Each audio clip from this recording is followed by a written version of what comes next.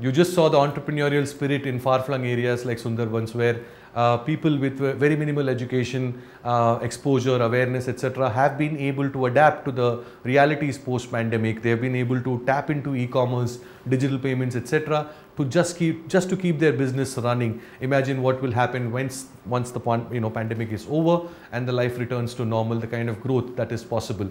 All of this would not have been possible if not for constructive efforts, both at the level of the state and at this level of the central government, which is what has helped them, brought that awareness and allowed them to adapt to these difficult times. So on the question of adapting to new technology, new possibilities, that's what our next session is dedicated to. So join me in welcoming Vivek Nayak, Chief Operating Officer at Infibeam, a billion-dollar tech company which offers everything from payment services. It started out as an e-commerce company. A year ago, it was less than half of what it is worth today, over $1 billion. A year ago, in the last 1 year, the value of that company has more than doubled, and that's the kind of excitement that we are seeing for technology companies, solution providers. And Infibeam does provide a lot of solution to a big chunk of micro, small and medium enterprises. Vivek, thank you so much for taking time out for the MSME Exchange. We also have with us Glory Swarupa. She's representing the National Institute of Micro, Small and Medium Enterprises. It's a government organization and institution that focuses on creating this kind of awareness, training entrepreneurs, training small business owners for the kind of disruptions that are taking place, making sure that they know what the tools are available, not just technology, even government policies, and what they need to do their business more effectively than they currently do. So thank you again, Glory, for taking time out and being here with us today. And last but not the least is V. Parmanand. He's representing Grant Thornton, and he has a lot of experience in in analyzing policy efforts and how they affect on ground, the entrepreneurs on ground. He has worked on industrial clusters and developmental projects across 25 countries. Now, this is something, Parmanand, I saw on your LinkedIn post, and that's where this has come from. I'm very curious about this 25 countries bit, would like to hear more about it. But more importantly, the topic of the discussion are the tools of the new era, and how far, how deep have they been able to penetrate in the MSME space. There is a lot of fear, and it may be true, but you can tell us whether this fear of MSMEs being left behind in this technology race, in the disruptions that are these disruptions going to make them non-starters in the revival? Can you share your thoughts on that? In fact, just to elaborate on what we are doing in this context, is that we are working with the SIDBI, for example, the Small Business Development Bank of India, which under the UK Sinha's report is now working more on a developmental mandate rather than just as a banker. So we are operating their project management units across India in 11 states. So based on that, we are looking at what are the problems with regard to the MSME ecosystem and how can we resolve them. So just an example. Similarly, the World Bank, we are working in 4 states, Asian Development Bank, several. Many are in the MSME space, And what are we doing and what are the gaps we identify? Like one major gap is with regard to credit. The second one is with regard to infrastructure. Now we have, for example, the PM's task force, which had recommended more than a decade ago that 20% should be the increase in the loan outstanding to MSME sector, and number of MSMEs, the number should be 15%. Very few states or no state have achieved this target. Now, we studied it in different states as part of this mandate. And now what we have decided with the RBI, we've been considered, the task force of the RBI recommended that we, Grant Thornton, do demonstration projects. So in 10 states, we are choosing 10 clusters, exploring a cluster-based financing model. This is how many MSMEs across the world are financed. I was a so-called global cluster development expert for the UN for 15 years. That's how this 25 countries happened, right from UNIDO, Vienna, and UNIDO and UNDP, all the UN organizations. So we have some exposure to how it happens across the world, good and bad. So what we find is where an industry association is playing the role of a financial intermediary and where the lending is to clusters, then the success rate, the outstanding rate, the monitoring costs are all very competitive. So we are doing this on pilot basis across India and several states, implementing this project for the RBI task force to resolve the credit problem for MSME. We have done it on pilot. We are doing it throughout the country. So next is coming to infrastructure. Now, infrastructure can be looked in 2 contexts. One is cluster-based infrastructure, because right now everybody throughout the world knows that it is cluster-based competition across the world, and not nations don't compete generally, but it's clusters competing with each other. We compete with a cluster in China or for some other product, or someone in Italy for another product, that kind of thing. Now, what we find is government of India has got their schemes, right? For Chota 2 crore ka common facility center to hundreds of crores of industrial parks infrastructure. But the awareness, the ability to leverage these schemes at the cluster level, state level, regional, very weak. So where they have a good consultant, good experts, thing moves thousands of crores to Haryana, to Maharashtra. We have big teams there. Other states, zero. So capacity building of the state government, the local industry associations to function and to leverage these PPP models and infrastructure schemes is very critical. So credit and infrastructure, both interventions are on, two critical gaps which could be resolved. Similarly, several stressed asset funds, special funds for relieving COVID and post-COVID related issues are being evolved as part of these programs and projects. So things are ongoing. It's not as if the government or the SIDBI or the international organizations are not doing anything. Everyone is at it. In all these projects, we are tying up or working with about 20 to 30 technology service, digitech service providers. Like, for example, how do we do it? One is many of these MSMEs, say there are maybe about 50 lakh MSMEs in, say, Tamil Nadu alone, okay, 40 lakh. Out of them, maybe 10,000 would have heard of a PSP loan in 59 minutes, or a trades platform, or a GEMS portal, or De Asra Khata Book, Flowbiz, all these service providers. These service providers provide management services, compliance services, Udyam registration, GST. They tie up with private local service providers, or they facilitate market connect, bills discounting, factoring services. Awareness itself is not there.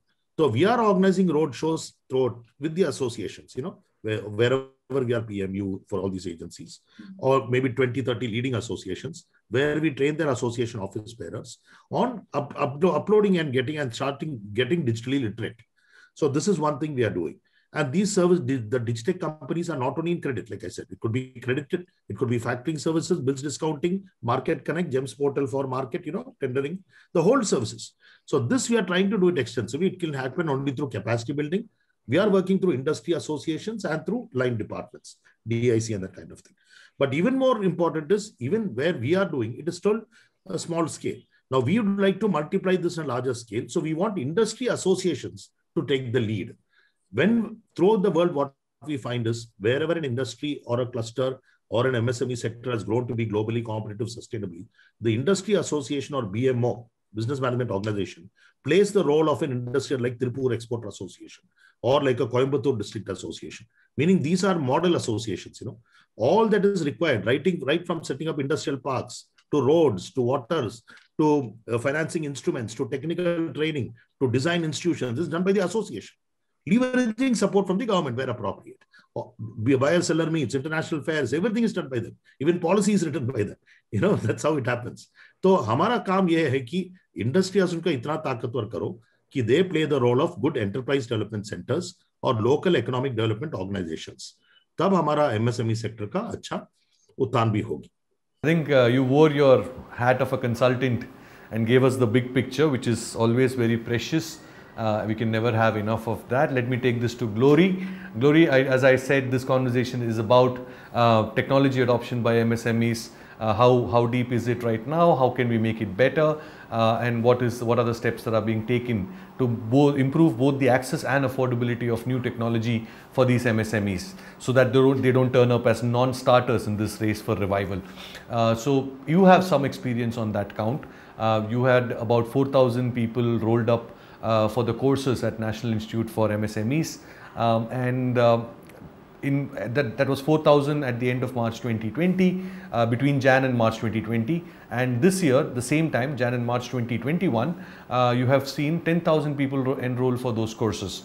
While it's a great improvement, a lot of awareness, a lot of excitement for new technology, and of course, the kind of programs that the government has, and small businesses wanting to make the most out of it. But they are still 10,000 people, a very small drop in the ocean of the many million MSMEs that are there in this country. So what are your thoughts on that? Once again, very good evening to all of you, and greetings from NIMSME, Ministry of MSME, Government of India, Hyderabad. I just logged in and I was, listening to Mr. Padmanabhan. I think first time I'm seeing him. Otherwise, one of our faculty and head of National Resource Center for Cluster Development, he talks very high about Mr. Padmanabhan. I think they are our technical agency. I was in your advisory council also before. Okay. 10 years ago. Very nice. Yeah. And Kondayaji was there. Yeah. Okay. Yeah. Very nice. Yeah. So thanks to Business Insider for giving an opportunity to share a few things, okay, with you. Yeah, last year it was a crisis time. It was difficult for all, especially MSMEs. Even we are a distressed institute, I can tell, because as you are telling about the numbers, we do a lot of international programs for the executives. So that programs we couldn't do last year. This year also so far no. So quickly we migrated to online platform. We developed our own LMS, and through that successfully we could complete 6 international programs, and we could reach around 500 executives in Asia and Africa. That was a good experience. And apart from that, we also could do almost 50 national programs, wherein officers' participation was very less. I don't know the reason. Maybe we have to take up a study or survey. Otherwise, our national programs are meant for officials of industries, commerce, and line departments. So to build their capacity with the new schemes, policies, induction program, if they are newly recruited, otherwise if they are experienced, refresher program, and if they are senior, mid-career program. So it was like that, but we could. But many of the entrepreneurs, so they have joined these programs. In fact, we conducted that, converted that officers programs into,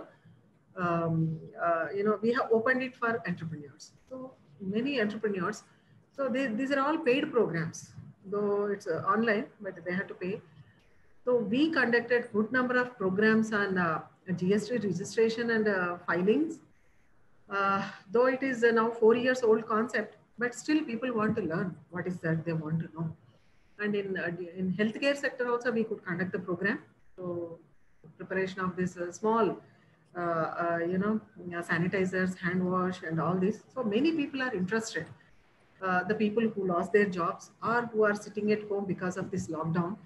So that physical programs we did because we had to demonstrate them hands-on skills. So that was a good program we could do. And we conducted series of webinars. I think Mr. Padmanabhan was the speaker in 1 or 2 webinars also. So sector-wise, we conducted the webinars actually, sector-wise. So Glory, how many of these courses are designed towards creating awareness and upskilling in terms of new technology, digital solutions, payments, e-commerce, cross-border payments, and whatnot? And how many of these courses are designed towards that? I can tell like 20 to 30% of the programs share went to GST. But I can tell like we facilitated many participants, previous participants for this Udyam registration. That's what Mr. Padmanabhan was telling. We encourage them to take up Udyam registrations and GST registrations. There is an increase because our ministry, they have 10 lakh mile through champions and through various awareness programs. So it has been increased. I think it will come in our ministry's annual report as per the report from Development Commissioner's office. I think 2 weeks ago in senior officers' minutes, it was actually announced. So that Udyam registration, they have achieved whatever they have set for this particular year. Because when this distress was there, first package financial stimulus was announced for MSMEs. Therein, they have made this clause that by March 31st, everybody should get into this Udyam registration. Awareness has been created and facilitation has been done through NIMSME and various sister concern organization under the ministry. That's how it went on. And many of our staff members, like in administration and accounts, they were not familiar with this process. So we made it an internal exercise and homework also to get them acquainted and build their capacity with these registration process. So that is also being done. So let me then take this to Vivek, who's selling some really new age technology from payments to neo banking and a lot of other stuff. But like we just heard Glory, a whole lot of MSMEs are still struggling with just GST compliance, getting used to the portal and getting used to the processes. And 3 years, 4 years after, the new tax regime has been underway for over 3-4 years now. Now, in the current situation, how are you even planning to, and what kind of response do you get from this particular segment for your solutions? What has been your experience there? Why don't you share some stories with us? All right. So thank you, Sriram. And hi, everyone. Thank you for this opportunity to share my thoughts and views. It's interesting that you bring this up because, this concept of chasing the unachievable dream, I think this is something that we've been doing all our lives, chasing this ephemeral thing called the right technology to deliver the right solution to the right people. Never seems to happen. You're always chasing the next problem. Around 20 years ago when we started, we felt that, I have some numbers which I've been tracking this. About 86% of them, the SMEs in the country, did not touch digital at all. Okay, and only about 15% were actually using some form of digital, and out of that, only 2% were actually online. Rest of that 12% were actually using computers for their business of some application of sort, Tally, etc., etc. So this was way back, I think, around 2002, 2003, and this extended all the way till 2012, 2013, when the next big leap happened. Even then, when that leap happened, the numbers went up marginally from 86 to about 68, 70%. Only 30% or so were actually digital, and out of that, only 8% were actually online.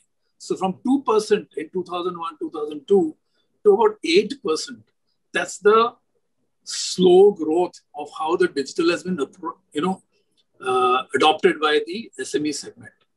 But I think as things started getting better and better in terms of understanding of technology and understanding the need for using technology to make things simpler and easier, I think the numbers started improving slowly. And I think around 2020, we have about 58% roughly who are actually digital SMEs.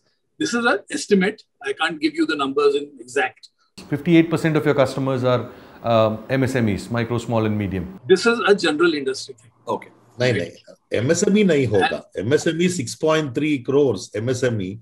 Only 20% of them are even formalized. 20 or 30%. तो formalized मतलब उद्यमी भी है, existing है officially. बाकी 70 तो existence ही नहीं है. तो उस case पे I doubt. We're talking about using digital in any form. That includes even having an email ID, something as small as that. So the movement is there. The point is that people are realizing the movement is there, the trend is there.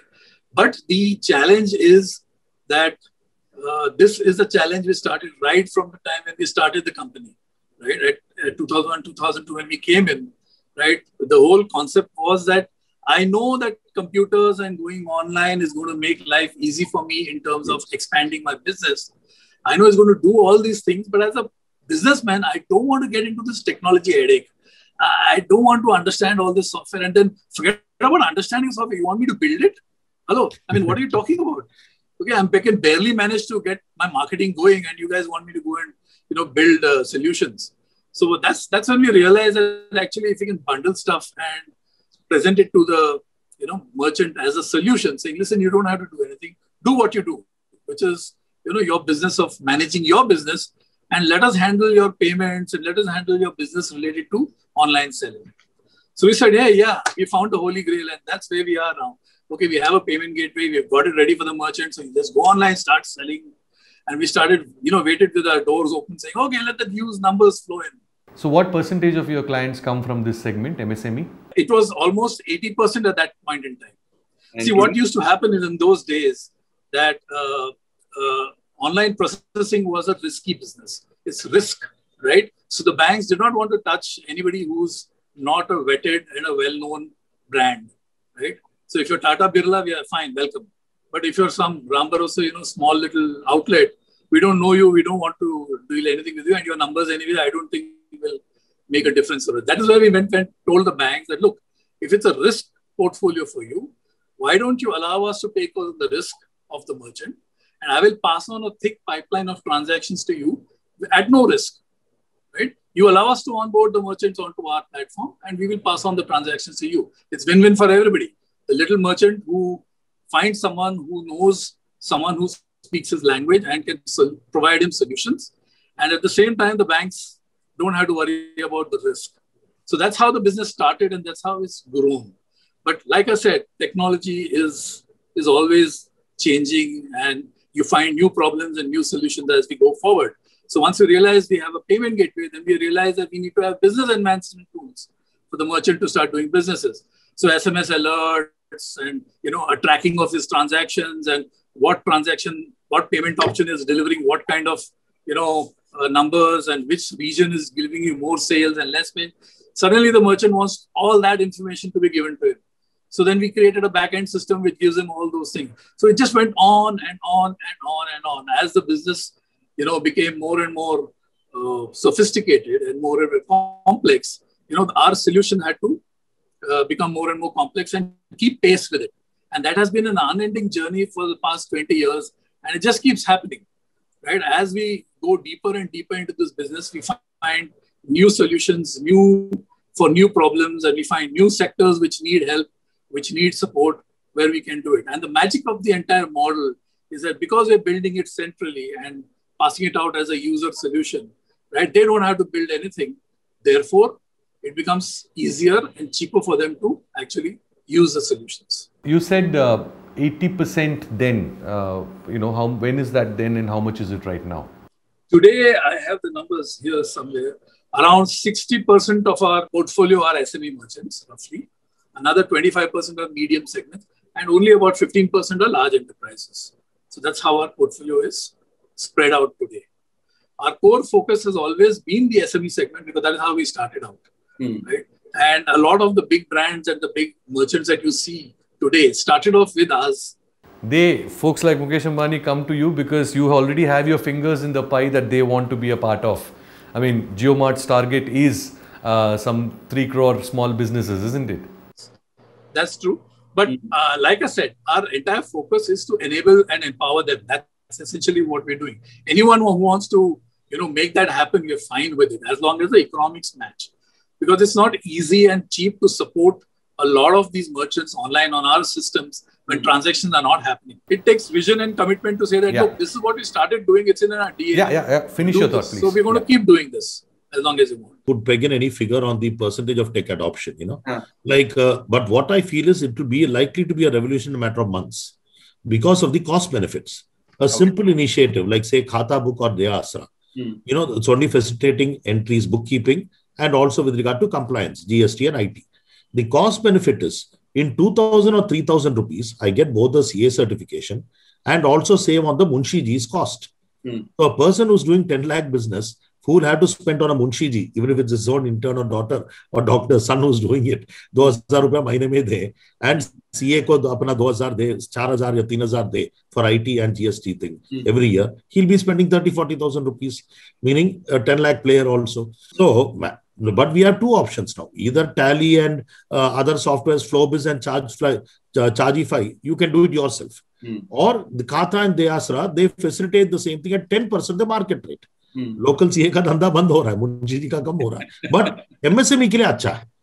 We are looking at that point of view. They're increasing their business. So the cost benefit of tech digitech services in terms of basic compliances, basic management, bookkeeping, or in terms of access, everyone is confident of. But there are limitations. Like for example, TREDS platform. Now SIDBI has got their trade receivable discounting platform referred to as Receivable Exchange of India. There are also others like InvoiceSmart. We are working with them also, So uspe kya hai? Anyone who's got beyond a 400-500 crore turnover, public sector unit, they have to compulsory register under TREDS so that the bills discounting can happen. MSME can get their payment before. It's a marketing and bills discounting platform, factoring services. But ये 500 का limit is a gap. What about the other players? MSMEs का एक client होगा 500 crore वाला, बाकी सब 100 crore वाले होंगे, 20 crore वाले होंगे.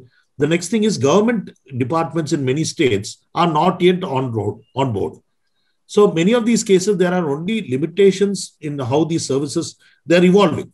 In a matter of months, I think it will become a revolution in a big way because many agencies like us, many service providers like us are doing it very aggressively. And state governments are picking it up like nobody's business. And industry associations are also lapping it up. So I think Finish your thought, please. Yeah. So tech adoption, digitech adoption in a big way today, as everyone is also at home, some a significant part of the time, and exploring tech options in a better way, it will become a revolution. Both from the cost benefit point of view and the enhancement of service delivery point of view. That also. Glory, do you want to add to that? The optimism? Yeah. Not only add to that, and I'm happy to share that. I think many of you might have seen that day. December 9th, Honorable Union Minister for MSME, he has launched the digital Saksham. Yeah, CII, they have approached us to take it forward. So we made an agreement with the CII. That's how that was launched. So the objective of this digital Saksham is to enable these micro entrepreneurs, especially the women groups, the small time traders, the retailers at rural places and, the semi-urban places and all, to get onto this digital platform. So teaching them digital financial literacy is the objective. So we are launching it from Uttar Pradesh. Already under Uttar Pradesh government's sponsorship, we have conducted that ODOP program, one district, one product. We have completed in 12 districts actually. So we are launching from there. But because of this COVID, especially second wave and all, so it is at halt. And Citibank is also roped into this. I hope maybe in another 2 years, so like how an illiterate woman is handling a smartphone and making a call, video call to her grandchildren abroad. So similar way, all these, small time traders, even a milk vendor from a village, I think they will be doing these digital transactions. And I'm also happy to share that we have launched our NIMSME app, mobile app. Actually, S-Bank has helped with us. And so for all our programs this time, so the payments we got through that mobile app. So until this pandemic, even NIMSME was not accepting digital payments, is it? It was there, but it was through NEFT and all. They were doing through our regular bank accounts and all. But now through mobile app. So when we started with that digital Saksham, we thought, why not we, when we are imparting the skills to, our beneficiaries. So we should also be equipped. Vivek, you have some experience with government e-marketplace, and I want to sort of touch upon one important aspect of adopting technology. As a small business, whether it is capital or technology, whatever support I get, would I really sort of stick my neck out and accept it? Because right now demand is also a problem. I mean, and you probably have some insight based on your platform. What is the current slowdown, particularly on the demand side, going to be a deterrent for small businesses in trying to invest their time and money in sort of accessing new technologies? Is it even if it is indispensable or in the long term? Simple answer, no. And there is always a need which is going to get solved if the numbers are large enough and if the numbers are profitable enough. Let's put it that way. I'll give you an example. The Bharat Bill Pay. You're familiar with the Bharat Bill Pay, right? Where there's a platform which is built for all the billers to come on one platform and all the bill payers to come on one platform. Right? And instead of, going at multiple locations and multiple geographies and paying locally into, the local account. And then there's a very large section of the non-digital economy that exists in the country, a cash economy, right? So a lot of guys are looking for the mom and shop pops in the neighborhoods to be able to go and fulfill their electrical bills or any other bills that they wish to fulfill, right? Now, it is such a huge challenge to get all the kinds of billers of all the companies across the country and put it together in one platform and as a digital solution, right? And on the other hand, bring in and plug in, lakhs of agents into the system and allow that free interchange, which is instantaneous, to happen. Okay? Now, who will say, where's the money in bill collection? Come on. I mean, there is no, and people don't have money to pay bills, etc. Okay, if I am doing this physically, I can just, there's so much of convenience that happens when I do this. So if there is a model which is viable and it works, and technology can make things easier for the customer, it's just a matter of figuring out what works. Can we make it, scale it to make it viable for us to run it at a very large scale and then go for it, right? That's essentially how the model got evolved. Or even, for example, the concept of the government, GEM, right? You have multiple, government departments going out and physically trying to get hold of vendors and getting them to come on board. Okay, where there's a single now platform, which is run by a company, right? The GEM platform actually brings about, I think the numbers are, as of now, as I see, about 2 million merchants are online there. 2 million sellers are actually online. All the governments are there, and they're talking about going to about 10 million by 2025. Right? That's the numbers that we're talking about. Right? Imagine everything gets done instantly without any, underhand stuff or without any of those, challenges that you face typically in the system. I mean, these are unimaginable ideas 5 years ago or 3 years ago. Right? They're coming to fruit and they're actually working out. Right? So I think whatever the state of economy is, right, as a country and as a people, okay, we are very, very innovative and we are very, very smart. And hello, the background of, programmers is our background, right? We have all the programmers in the world. So it's just a matter of somebody figuring out the right solution and figuring out the right answers, going for it. Indeed, it is true. It is true that we are the promised land of programmers, but we also have multiple Indias. China is the factory of the world and India is the office of the world, as per all World Bank reports and UN reports for the last 15 years. My only submission, Sriram, is that, look, there are going to be problems and there are going to be challenges, right? But let's look at what we have, right? Use what we have the best and just go for it. I think it's a matter of having a positive outlook and, when the media outlets and when the people actually stop talking about gloom and doom and actually talk about what we can do and how things can be, I think we can make a very, very atmosphere for everyone. So Sriram, I have, several examples to share, One I would like to just highlight. I had the honor to launch one Ha Market, HER, Ha Market from WeAim, an association of very young women entrepreneurs. During COVID, they came together and they formed an association and they created an online platform. I think you can Google for that. And 100 women entrepreneurs, they came and they started, selling all the stuff, starting from small, cosmetics and jewelry, many things. And interestingly, you are asking up for statistics and percentages, I think 5 to 10% are very young girls, teenage girls. I could see because physically I went there to launch it. The college students, because they were having vacation, so they started doing all this small cosmetics and jewelry, then some snacks related to this, healthy foods, organic foods and all. So that is one good e-marketplace created for women entrepreneurs. I think social commerce is an interesting and probably a more useful phenomenon for small businesses. If payments are the typical first step for a small business, a shopkeeper or a manufacturing enterprise, if they accept payments as the first step, a first digital solution, I think social commerce, especially for B2C businesses, consumer-oriented businesses, I think social commerce would be an interesting next step for them, isn't it? Give you another example of the extent of to which this infusion is taking place and inclusion is taking place, digital inclusion. The 10,000 FPO program of the government of India for doubling farmers' income, right? 10,000 farmer producer organizations. So these are farmer producer organizations involving 500,000 farmers each. Crores of them are farmers are now getting into the FPO network. And we are one of the biggest players in the space also. You will find a farmer who's an 8th standard fail or a second class, he has not gone beyond the second standard. They are the thousands of farmers, maybe in some of the groups. They are now using complete ERPs on what inputs to buy as a network, as a cooperative farmer producer organization, it's a company, or how to market, what is the dealer discount I should accept, what is the price at which and credit terms at which I should market my product, sell it to Parle or to a Big Bazaar or to Waycool, that kind of thing. And they are linked up with Flipkart and Amazon. State government gets into an MOU. So right from ERP to Market Connect to Digital Connect, even a farmer who's not very well literate is doing it because the government is now pushing.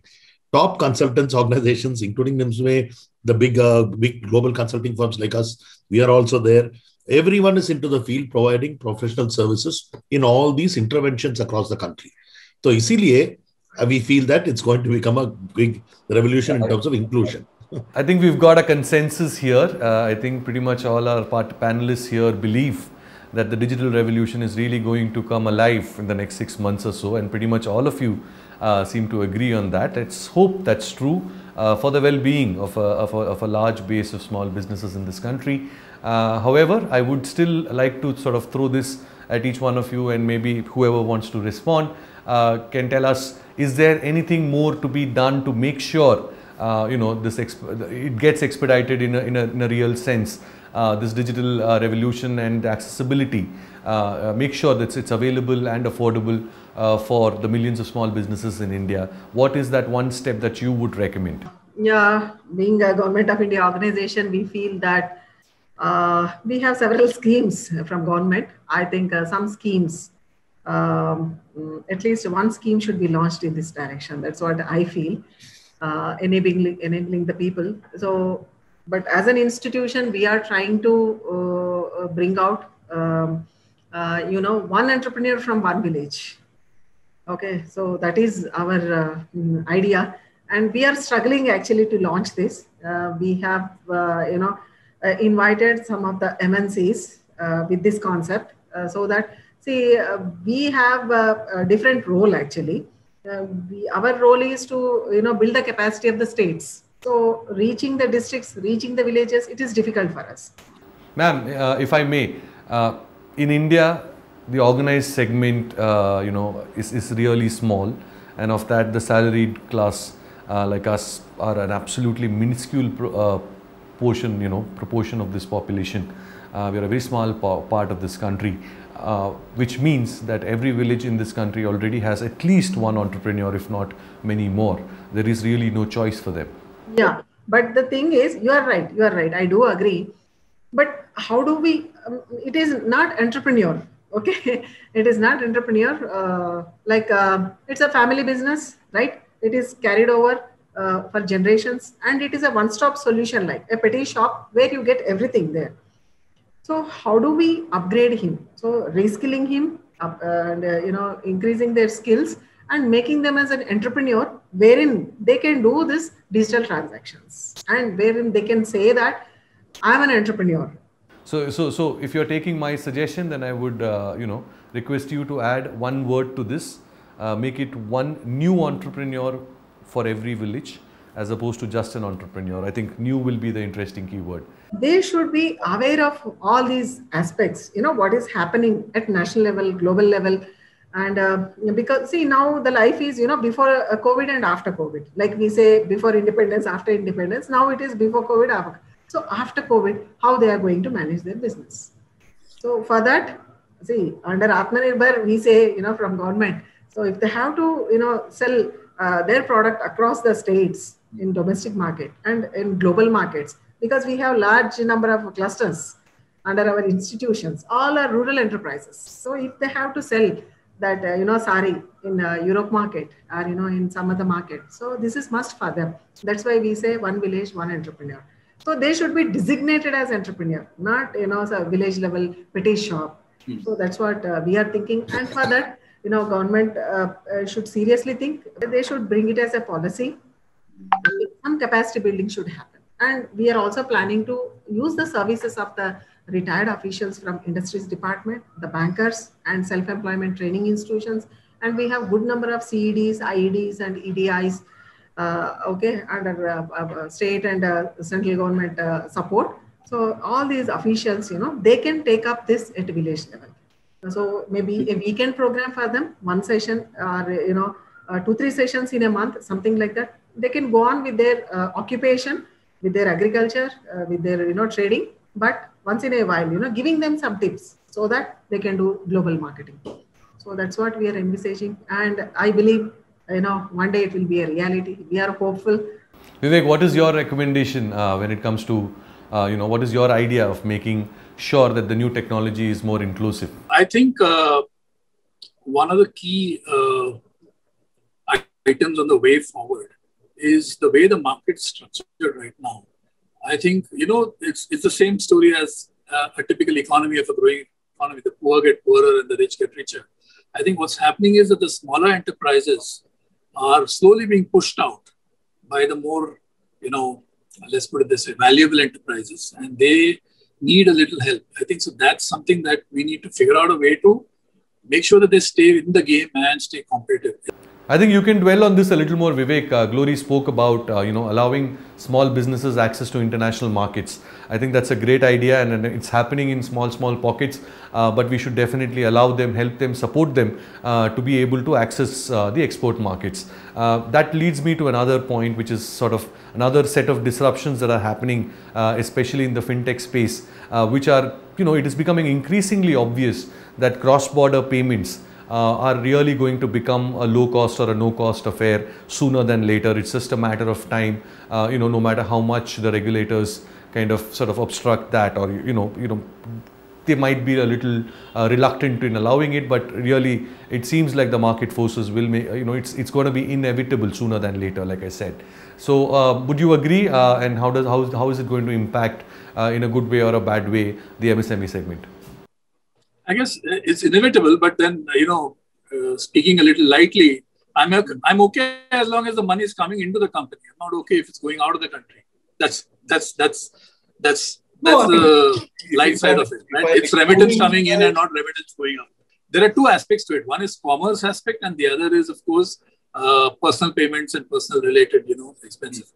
If you're talking about commerce payments, actually, the fact that SMEs are empowered today on our platforms to actually sell globally and to collect money globally, I think that is a huge shot in the arm for them to grow the market abroad. I think the issue really is of them being able to market their products effectively abroad, because it's expensive to market the product abroad. So I think the challenge there is not of the payments and managing of payments and technology. It's really about being able to make yourself visible in a very, difficult marketing stage. It's a very highly developed market there and expensive to market in those countries. So the challenge for an SME is that. Okay, so I think platforms like, for example, Amazon or someone, where if they can, use those platforms too. In fact, that's the point I was trying to make, that the marketplaces actually can act as a good catalyst to push your promote your products widely across the globe, right? And you get a cut of it. So that makes it a little easier where you don't have to do it yourself. In fact, the structure of the Indian MSME is such that it is very it is very appropriate to work under such platform. For example, what is India's competitive advantage vis-a-vis China in textiles, leather, auto components, whatever? Our advantage is low volume customized orders.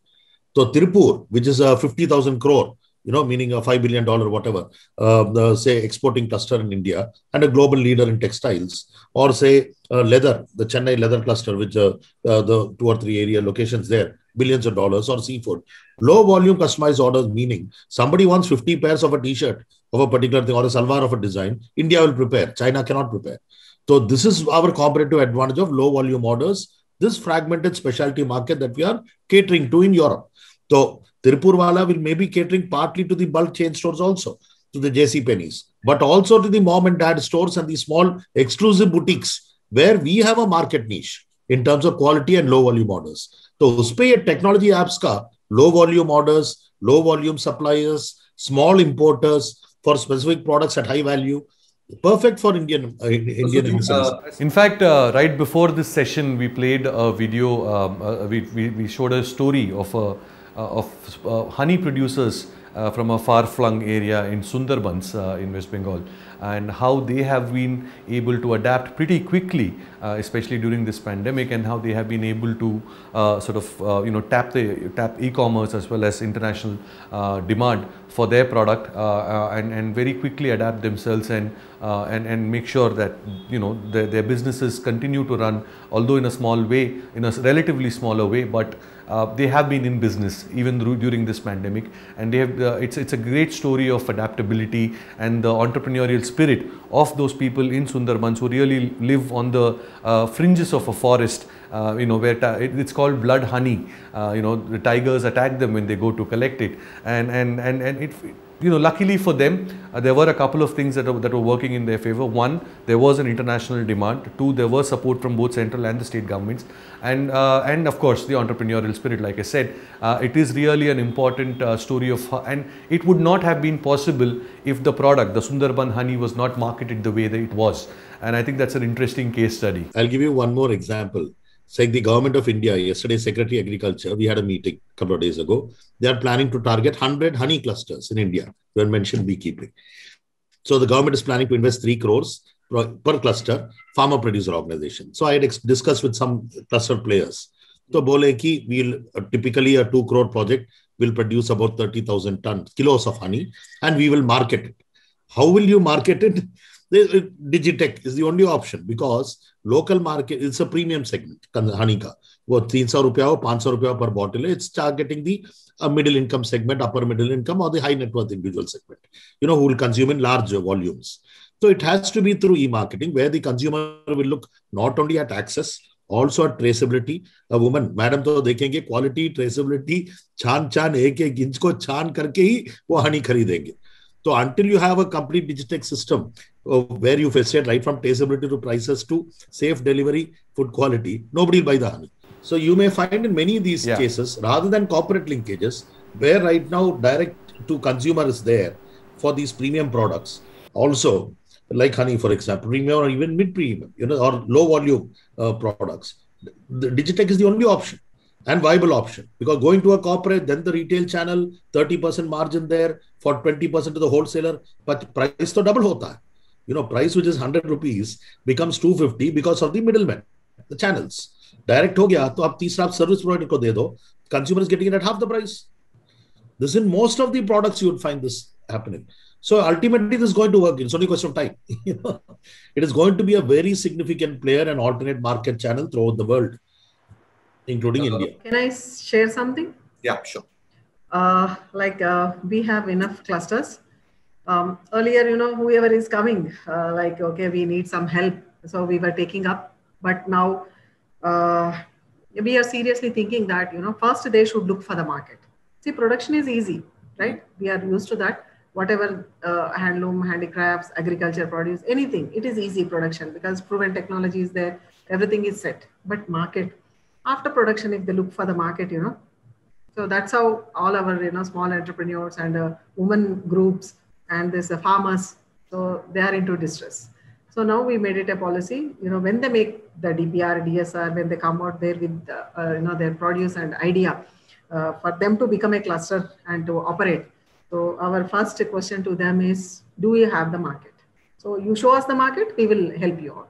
Because it is very difficult for us to, handhold them for a long time and, make them sustainable, make them profitable. So if they are sure of their market, then they will sustain with little help, with our intervention, with Government of India help. What a fascinating chat that was. And it was really important to have you folks here and share your, your thought leadership is absolutely invaluable in ensuring that the revival, the economic revival that India is so desperately waiting for, reaches as far as it can and takes along with itself as many people as it can, including the small businesses. And on that note, our panel discussions and interviews are over, but here on Business Insider, stories aren't. We still have one more story to tell you, a fascinating one from Uttar Pradesh, a small company there, and how it adds color to our lives and brings Holi to life, not just in India and many parts of the world.